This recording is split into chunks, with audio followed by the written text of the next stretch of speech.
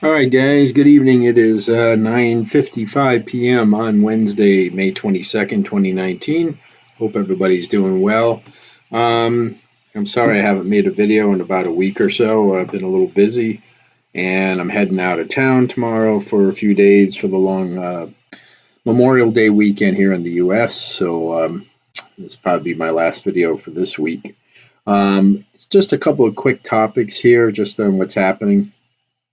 Just to go back to Monday, we've had a few things happen that kind of confirming what we already thought. So on Monday we had monetary policy meeting minutes out of Australia, and if you guys remember from that the RBA did not cut rates at their meeting last week. However, they in their statement they basically again reinforced the fact that they're not happy with where inflation is, and that they'd be keeping an eye on their labor market, and that would be the determination about whether they choose to cut rates come June or in August. And it's the market analysts are feeling more and more like they're probably going to cut rates in June, which of course is negative for the Aussie. So, and then of course they had the employment figures come out last week, and they were kind of a mixed bag.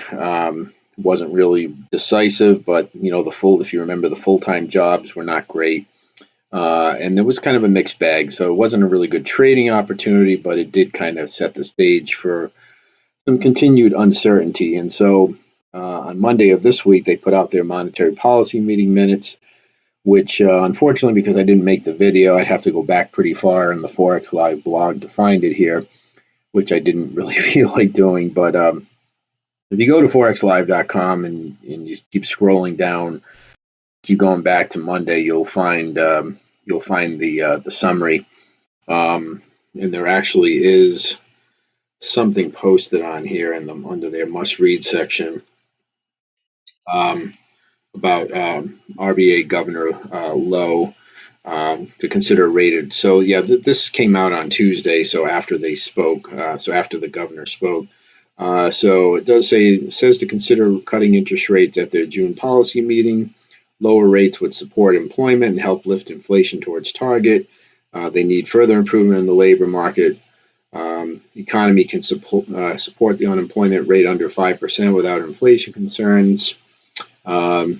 Says recent data makes it less likely the labor market will surprise to the upside, et cetera, et cetera. So I'm not going to read all this. So actually, if you go to Forex Live, it's actually in the must read section over here on the right hand column. You can click and open this. So it is here, so which is really good. But this is pretty much the summary of the minutes. Of course, you can click this link and actually read the whole thing. But basically, it looks like they're leaning towards a cut in June. So I would just continue to look for shorting opportunities in the Aussie on rallies, especially against stronger currencies like the dollar. So Aussie dollar, which is not a pair that I trade a lot, honestly, but I actually am in a trade to the short that I've been in since this has come out.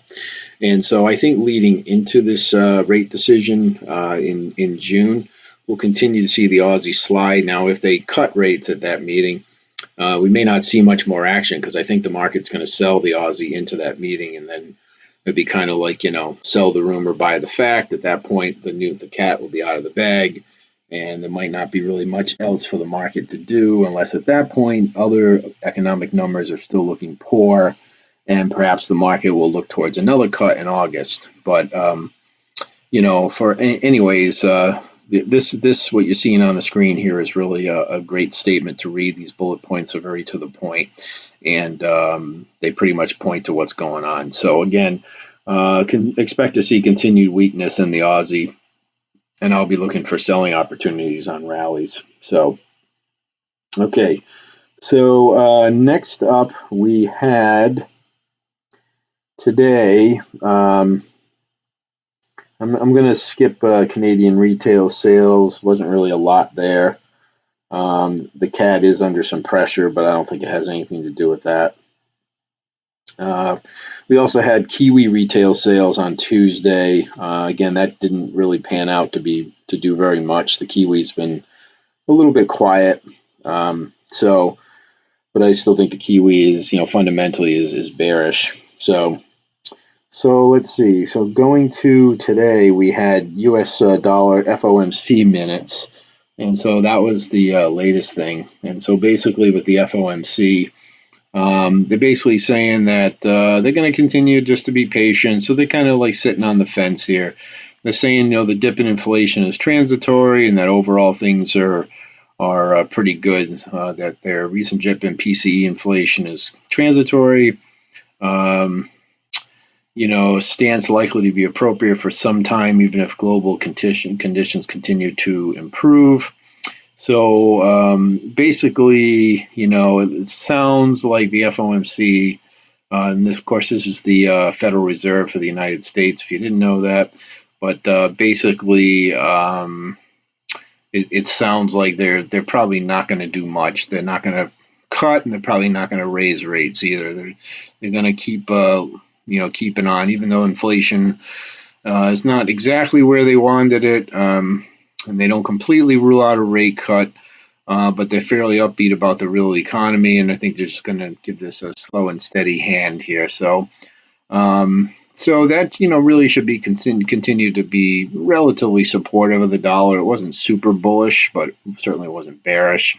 So I think the dollar will continue to just chug along and kind of still be the mainstay currency here in the market. So again, it's trading something like the Aussie dollar to the downside, leading into the Royal Bank of Australia, Reserve Bank of Australia at their next policy rate decision.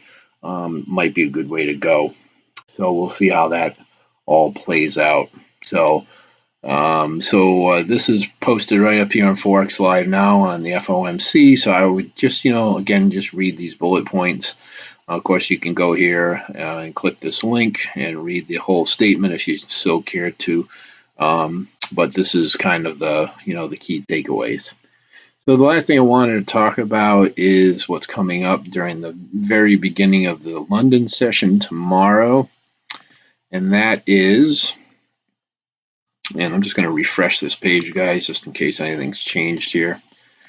Okay, so coming up just as the London session opens, we're going to have PMI numbers coming out of the Eurozone. Again, we'll have French, German, and general, for the Eurozone. So at 3:15, we'll have the France numbers. 3:30, we'll have Germany at 4 o'clock, the rest of the Eurozone. And we'll also have German IFO business climate at 4 o'clock. And again, this is New York time. And then at 7:30, a few hours later, we're going to have the ECB monetary policy meeting minutes. So keep an eye on all this. If we go over here and look at what's expected versus previous, we're expecting a slight tick up for France. Also, kind of a mixed bag. For Germany, manufacturing PMI is expected to go up and services down. And across the Eurozone, they are expecting an increase. So if these numbers come in as expected, I would expect to see the euro be supported a little bit. But if we continue to see disappointment across, especially since they're predicting better numbers, then consider continue to look for shorts in the euro. And I still think, fundamentally the euro is weak. But hey, if these numbers come in green here, especially if it comes in across the board, which is going to be really tough to get all positive numbers here, even though for the most part they're expected to be good.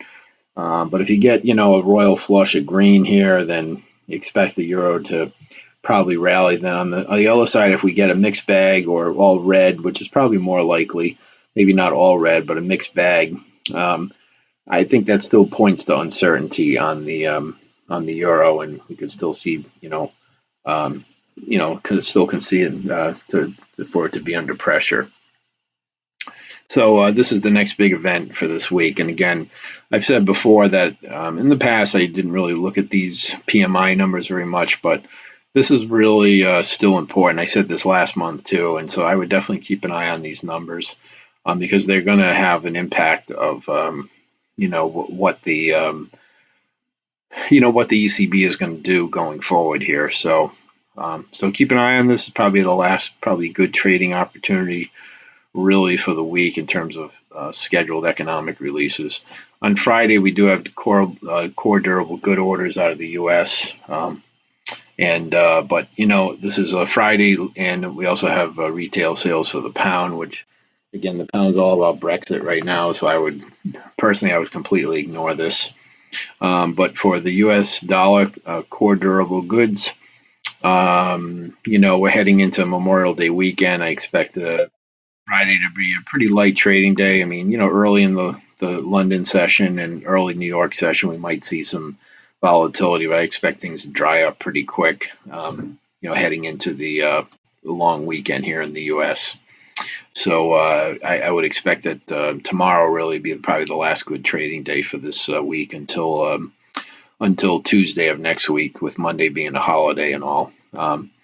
So that's it. And if you've been watching the pound again, it's all about Brexit. Brexit is fully back in the news again. There's a lot of uncertainty around what's going to happen with Theresa May, and she's trying to straddle the fence here and try to please everybody, and she's really pleasing nobody. And there's a lot of people trying to force her out, and she doesn't want to go. So it's just a big old mess. So that's the British pound pretty much is just continuing to be pushed lower as there's just so much uncertainty on Brexit.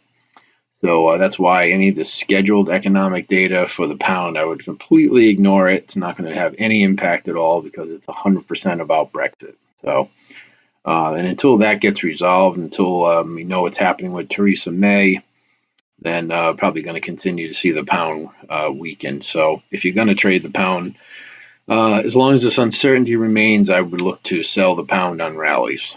So anyways, guys, so that's it. Just wanted to make that update, but on what's happened so far this week with the Australian dollar, the FOMC, and coming up tomorrow for Euro PMI numbers. Those are probably the three best scheduled economic trading for the week. So go back and read those things on Forex Live, just so you can get caught up if you haven't, especially if you're going to look to trade the PMI data for tomorrow. Take a look at that. And that's it. Okay, so I hope you guys have a good rest of the night and a good rest of your week. Please like the video, share, comment, like the channel if you're just finding it for the first time. And safe trading. And I look forward to speaking to everybody next week. All right, take care, guys. Have a good one.